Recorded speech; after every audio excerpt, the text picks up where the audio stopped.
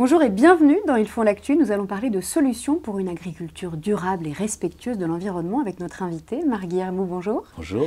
Vous êtes le président de Bio3G, une entreprise spécialisée dans la conception, la fabrication et la commercialisation de solutions agronomiques pour les agriculteurs et les professionnels des espaces verts. Vous proposez notamment des biostimulants qui permettent aux agriculteurs de réduire leur dépendance aux engrais et d'améliorer leur rentabilité. Mais parlons d'abord de votre slogan, c'est, je cite, « Donner à la nature les moyens d'exprimer son potentiel ». Est-ce que vous pouvez m'en dire plus ? Ben oui, le slogan de l'entreprise, finalement, c'est la définition des biostimulants. En clair, on a inventé des solutions biotechnologiques en partant de matières premières compléments naturels, en y rajoutant des molécules, des substances biotechnologiques pour faire des produits qui permettent aux plantes de mieux se développer dans le sol, aux animaux de mieux se nourrir, aux plantes de mieux se nourrir. Et tout ça, c'est la logique de permettre finalement à la nature de donner le meilleur d'elle-même pour l'agronomie. Mais comment est-ce qu'ils fonctionnent, ces biostimulants, concrètement ? Quel est leur avantage par rapport à un engrais conventionnel ? Le fonctionnement, c'est un petit peu, je vais prendre l'analogie avec un moteur thermique. On a inventé des turbos sur les maillons de la chaîne agronomique. Et le turbo, par définition, ça permet de réduire la quantité de carburant consommée. Donc là, par exemple, la quantité d'engrais consommée, la quantité de pesticides consommés, et améliorer le rendement du moteur, c'est-à-dire le rendement de la chaîne agronomique, le rendement de la culture, par exemple. On améliore le rendement, donc on a une démarche écologique, donc on baisse la pression des intrants polluants, et une démarche économique, on améliore le rendement pour notre client, parce que notre client agriculteur, lui, il faut qu'il ait un retour sur investissement, évidemment. En quoi consiste l'expertise biotechnologique de Bio3G ? L'expertise, alors c'était peut-être pas une expertise il y a 25 ans, parce qu'on était en phase pionnière, le monde des biostimulants était peu reconnu. Aujourd'hui, on est rentré dans un monde où tout est normé, dans ces métiers-là aussi. Donc on a fait évoluer notre service, on a recruté un service technique R&D, on a un service scientifique avec un directeur scientifique qui cherche et qui trouve. Donc on a trouvé des recettes qui sont homologuées. La dernière en date, c'est l'homologation, autorisation de mise sur le marché du Rhizeos, qui nous a permis de créer un produit qui s'appelle Rhizeotonic. Et ce produit, aujourd'hui, représente 20% du chiffre d'affaires de l'entreprise, alors qu'il y a 2 ans, il n'existait pas. Donc l'évolution de l'entreprise grâce à la biotechnologie et la reconnaissance de l'interprofession. Aujourd'hui, on travaille avec l'INRA, le CNRS, les chambres d'agriculture. Notre directeur scientifique fait partie du comité des sages européens qui valide la normalisation des biostimulants en Europe.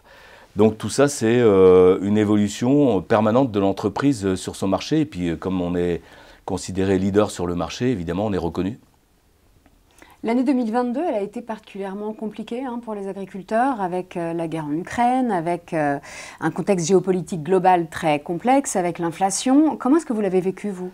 Écoutez, on va dire on l'a plutôt bien vécu de notre côté. Mais il y a eu un tsunami sur le marché des fertilisants, puisque la France est dépendante au niveau des fertilisants chimiques de l'Europe de l'Est. Les engrais ont doublé, voire triplé de prix en l'espace de 3 mois. Donc les agriculteurs se sont retrouvés dans une situation très, très bloquante. Et finalement, ils se sont reportés sur nos solutions alternatives, biostimulantes. L'exemple, c'est l'Alternazote. C'est un produit qu'on a sorti il y a 5 ans. Et l'Alternazote, sur les 6 premiers mois de l'année 2022, il a fait x3 en volume d'affaires. C'est un produit qui permet de réduire de 20% les quantités d'azote. Et l'azote, il est produit dans les pays de l'Est, c'est des engrais chimiques. Donc oui, c'est finalement l'agriculture était dans le virage de l'évolution des biosolutions et aujourd'hui, ça y est, ça s'accélère. Ouais. Alors cette année, en 2023, les conséquences aussi de cette crise en Ukraine, c'est l'augmentation des coûts de l'énergie. Est-ce que ça a eu des conséquences sur vous et sur vos prix ? Oui, alors ça a eu, là effectivement, par contre, ça nous a bien gênés, mais c'est comme ça. Le prix de l'énergie a fait x3,5 pour nos usines. Ça va nous coûter cette année 1 500 000 € de plus de coûts énergétiques. Donc on n'a pas eu le choix que d'augmenter le prix de nos produits.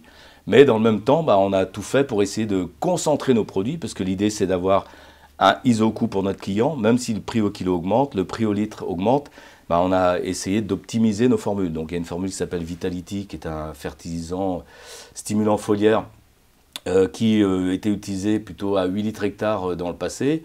Et cette année, on a concentré le produit pour qu'on utilise plutôt 4 litres hectares. Donc on a divisé par 2 les quantités.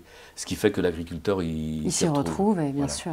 Il y a aussi un autre point qui pénalise beaucoup les agriculteurs, c'est le manque d'eau. Est-ce que Bio3G peut apporter des solutions pour lutter contre le manque d'eau? Bah ouais, le manque d'eau, alors ça date de plusieurs décennies, mais aujourd'hui, déjà, notre offre, elle permet à nos clients d'avoir des cultures qui se développent mieux au niveau racinaire. Donc les racines s'implantent beaucoup mieux dans le sol, donc c'est des micro-éponges qui vont pomper plus facilement les éléments nutritifs, mais aussi l'eau. Donc on a déjà une résistance au stress abiotique par nos produits, notre gamme de produits actuels.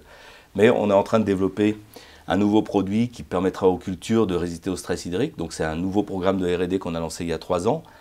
On est en fin de programme cette année, donc on devrait avoir les résultats définitifs fin 2023, homologués 2024, homologation européenne, et mise en marché en 2025. Donc ça sera une solution nouvelle pour permettre à nos clients d'avoir des cultures qui résistent au stress hydrique, mais là par voie foliaire, alors que pour l'instant notre gamme c'est une gamme par voie racinaire. Très attendue, j'imagine, par les agriculteurs. Évidemment, ouais. Votre entreprise, elle est née il y a 25 ans en Bretagne. À l'époque, c'était une start-up. Aujourd'hui, c'est une entreprise de taille intermédiaire.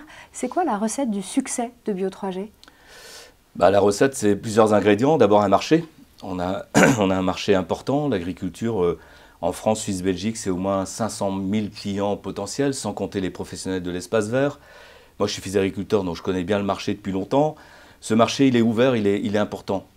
Et deuxième clé du succès ou recette, c'est qu'on a une offre adaptée. On a une offre qui est écologiquement intéressante, respectueuse de l'environnement, mais aussi économiquement intéressante pour nos clients.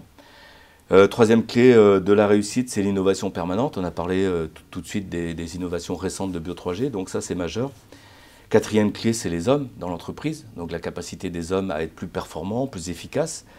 Et puis cinquième clé de la recette, je pense que c'est aussi la capacité à ne pas lâcher l'affaire, parce que en 25 ans, on a passé quelques tempêtes, on a eu quelques couacs dans la vie de l'entreprise.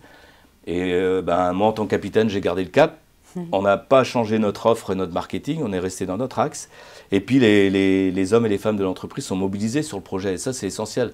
C'est donner du sens au projet et puis de la performance, évidemment. Et valoriser le capital humain, évidemment. Exactement. Pour terminer, quels sont les grands chantiers qui attendent Bio3G demain?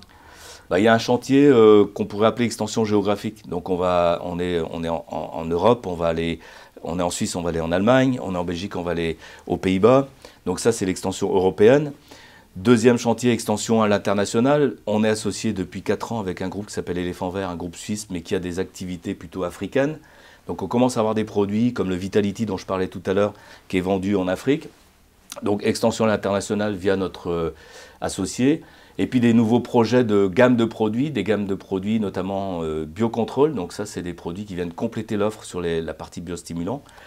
Et donc le groupe Éléphant Vert a un produit qui fonctionne bien pour lutter contre les criquets en Afrique subsaharienne. Donc ça, c'est un produit déjà qui existe et qui fonctionne. Et le groupe est en développement sur des nouvelles formules de biocontrôle. Donc on va étoffer notre catalogue avec le biocontrôle. Et puis, dernier point, c'est continuer notre croissance organique, notre développement sur notre marché, et puis surtout l'évolution des hommes, puisqu'on pourrait reprendre le slogan « Donner à la nature les moyens d'exprimer son potentiel », c'est aussi la nature humaine. Chez Bio3G, on a 400 personnes aujourd'hui dans l'entreprise, 80 cadres, ils ont 10 ans d'ancienneté. 20 cadres sup ou responsables de service, ils ont 15 ans d'ancienneté dans l'entreprise. Donc une grande fidélité à l'entreprise, de la promotion interne, donc continuer le développement et la promotion interne. Et les 2 tiers d'entre eux sont des primo-emplois. Donc on embauche des jeunes, on leur permet d'évoluer et d'évoluer avec l'entreprise et de faire évoluer l'entreprise. C'est ça les grands projets. Merci beaucoup Marc Guillermoud d'être venu sur notre plateau. Merci à vous. À bientôt.